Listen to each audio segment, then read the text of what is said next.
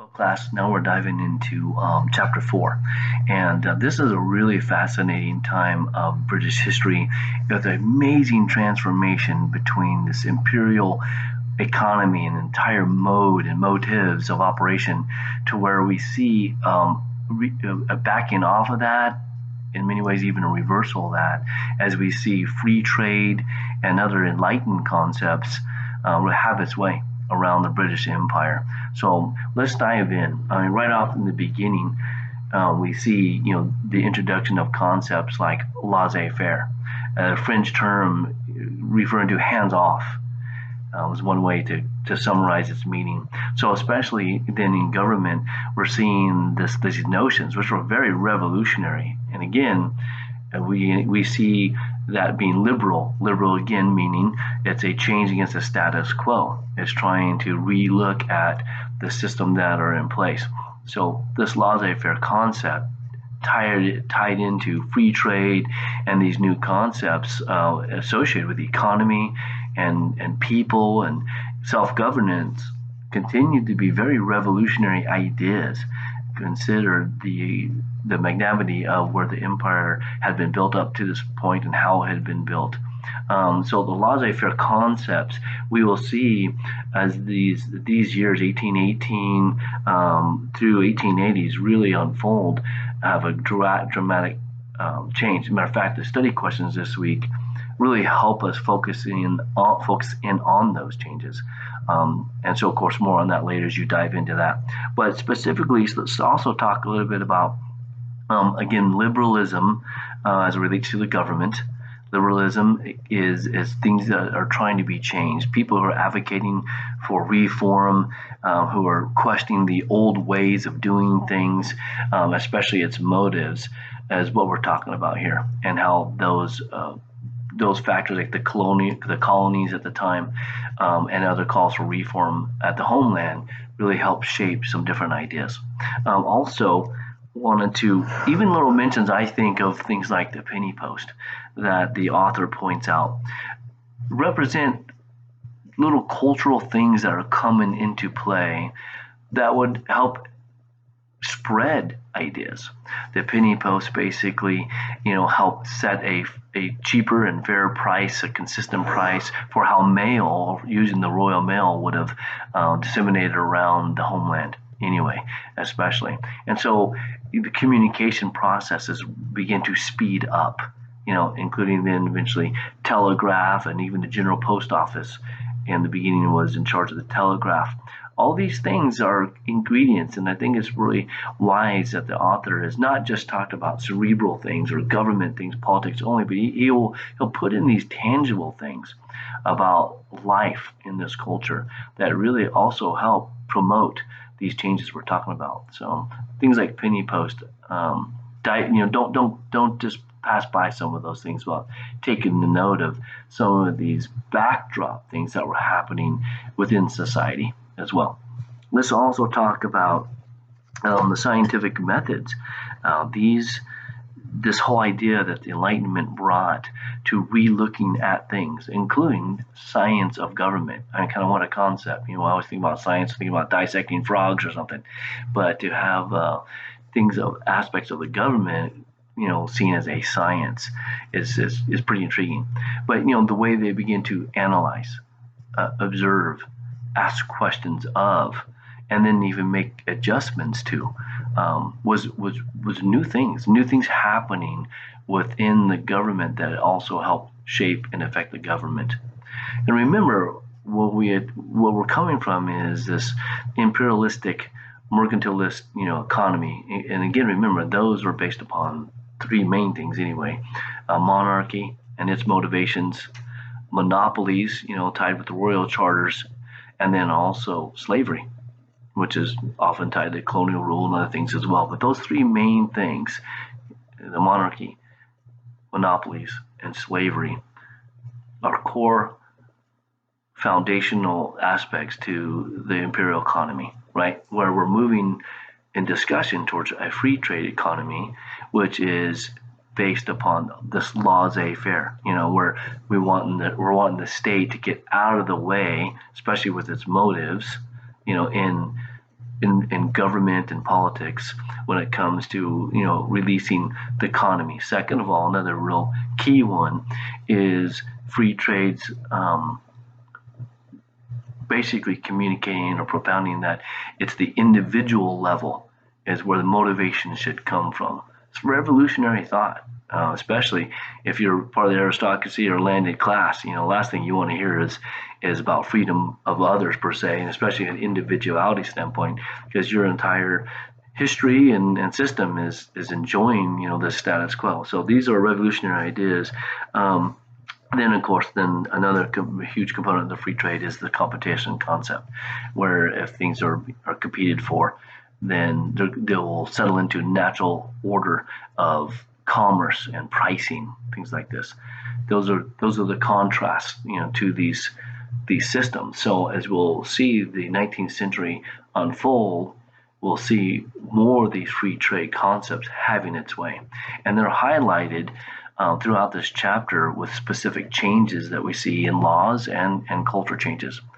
So to that point, for example, looking at things like the repeal of the Test and Corporations Act, 1828. Remember, the Test and Corporations Act from the past had excluded who could be involved in government and universities and so forth.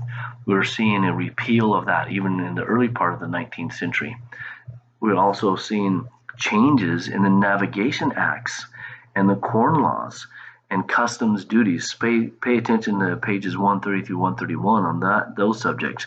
Again, the Navigation Acts, absolutely integral to this imperial economy, where you're trying to control and make certain that all things flow through the motherland, from the colonies and its protectorates and so forth. So these Navigation Acts at first were being reformed, then later were actually fully repealed. But the very fact that they're making movement on those and relaxing those is we're seeing this change into more of a free trade, kind of society as we're heading into. Also, then pay attention to, like I mentioned, the Corn Laws, or eventually those were being relooked at and eventually repealed too. Again, as you remember, those were all for benefiting those who were in power at the time. This was an absolute price fixing of the price of grain, basically controlling that sector in such a way that they didn't have to compete. And so reforming and repealing Corn Laws is a big deal as a window to seeing a major transformation happening. What else do we have here? I thought this was fascinating too. And when you consider the taxation from an imperial standpoint, it would have been motivated by a monarchy, let's say, or that imperial system of expansion and financing its expansions, whether through the national debt that had been created to do that, and or the wars and continued new wars and so forth. Here we're seeing this shift to where the taxation began to see more as a way to actually help people along the social problems and the social economic side of things. So if you were a person, especially in the colonies, who were mistrusting tax, or even homeland, you're mistrusting the motives behind taxation, and even more so why you would have resisted. You'll see, even the book talks about that initially the government had to employ more personnel to make sure it was collecting its taxes under the older taxation system, because people were resisting it. People were trying to get away with it, not paying it, because they didn't trust at all its motives. But we see a shift to where even as cheaper government was coming online, we see some of that cheaper government happening in forms where a reduced employment of those who were collecting the taxes. Well, because that goes in line with how taxes became more and more of a social motivated instrument. So if the government now was taxing you, income tax or other taxes, but it was affecting the society directly or more directly at home, you became more comfortable with it, and maybe even were like, okay, I can get into this, a bit more. So they even collected taxes easier in that sense. So I thought that was a really important discussion, and also was highlighted on page 131. Let's move next to the new poor law. The new poor law, it's really interesting for us to look at this as Christians, I think. Here we are, talking about ministry, and a lot of you I've interacted with, wanting to go into ministry, right? So when we look at this subject on the new poor law, it's because it was reforming a previous law, dealing with how money was disseminated to the poor and so forth. Well, in the past, it had given that authority to the church, and especially at the parish level, where they were the ones responsible for meting out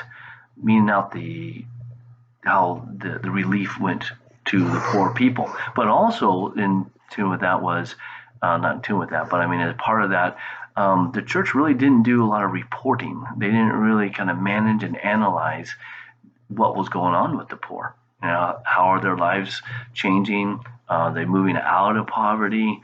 Things like that. Well, the new poor laws, with government becoming more involved on the social side of things, they took that away from the church and actually created these labor unions and to actually now handle that, and again enter science of government, where they began to analyze and ask these kind of questions and reporting back data that then also affected how they were handing out money and how long they'd hand out money, and any other kind of efforts to try to help people become more self-reliant and so forth, trying to move them out of poverty.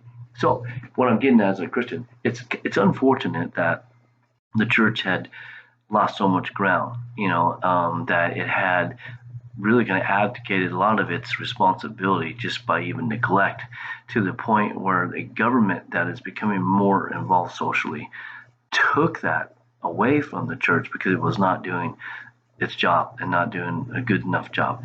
There's probably so much more research and discussion could be had about that, but I just wanted for us to catch that, and even ask this today, as the church, and even in the United States of America, where sometimes I feel like we do say, okay, the government will take care of that, whether it be welfare related, homeless related, whatever subject it could be, vet related. I think we even have in the United States a lot of expectations that we will just let the government handle those things. Probably a lot more than maybe it should. I think it could be argued. Yes, we see the church being involved in the United States and in social issues and helping individuals. Absolutely, we see that. But I just wonder how much more, if the church was even doing more of that role, how much it would actually benefit our society, and especially still even have that audience and that platform for moral guidance, even more so, because we can't expect a state to continue to provide moral guidance, obviously. So with this laissez-faire perspective of government, though economically it was asking for the state to back out and just become a policeman to make sure fairness was happening, on the other hand, it was asking for the state, or maybe a consequence of some of these other shifts that were going on, the state to be very involved, intervene very much so in the social spectrum. And so we see that rise. In one way, we see a government becoming cheaper and backing off, but in other spectrums of life, we see the government getting more involved. And again, it's all part of this shift that's going on.